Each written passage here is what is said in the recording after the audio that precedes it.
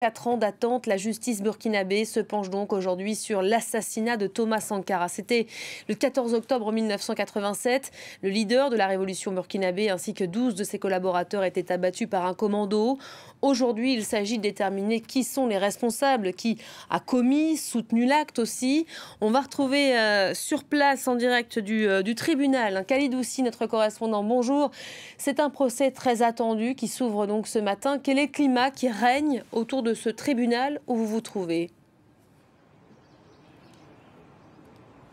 Bonjour, je me trouve juste devant la salle des banquets de Ouagadougou, lieu où est délocalisé pour l'occasion le procès. Écoutez, les gens arrivent timidement. À 1 heure du procès, il n'y a pas foule. Il y a des familles de victimes qui sont arrivées juste à l'instant, comme vous pouvez le voir juste derrière moi. Il faut dire que c'est un procès qui se tient sous haute tension compte tenu de l'insécurité qui prime au Burkina Faso depuis 2015. La gendarmerie nationale est nombreuse, présente tout autour de Ouagadougou, quartier où se tient le procès. Il procède à des fouilles car c'est un procès sous haute tension, comme je l'ai dit. Voilà, un procès qui va devoir avant tout faire la lumière sur ces événements pour lesquels, rappelons-le, 14 accusés sont poursuivis.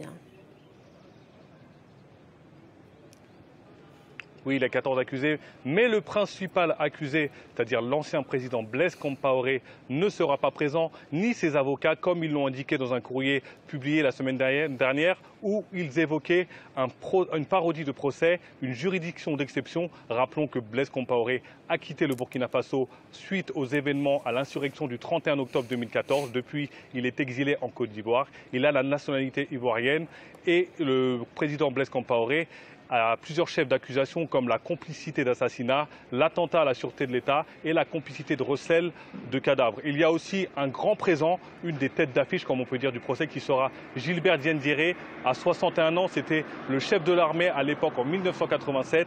Il est déjà condamné à 20 ans de prison dans l'affaire de son coup d'État manqué de septembre 2015. Il est à la Maka de Ouagadougou. Gilbert Diendéré sera bien présent pour répondre à ces actes. Il y a aussi Yassine Kafando, l'adjudant-chef, celui qui est considéré comme le commanditaire de l'attaque du 15 août 1987, n'est pas présent. Selon plusieurs informations, il se trouverait en Côte d'Ivoire. D'ailleurs, plusieurs familles de victimes avec qui j'ai discuté nous ont dit leur déception quant à l'absence de Blaise Compaoré sur ce procès.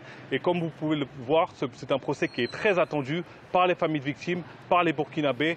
Plus de réponses dans 1 heure à 9 h heure de Ouagadougou pour l'ouverture du procès. Merci beaucoup Khalid Houssi, qu'on retrouvera évidemment pour faire le point sur ce rendez-vous historique. Vous le rappeliez, l'ancien président Blaise Compaoré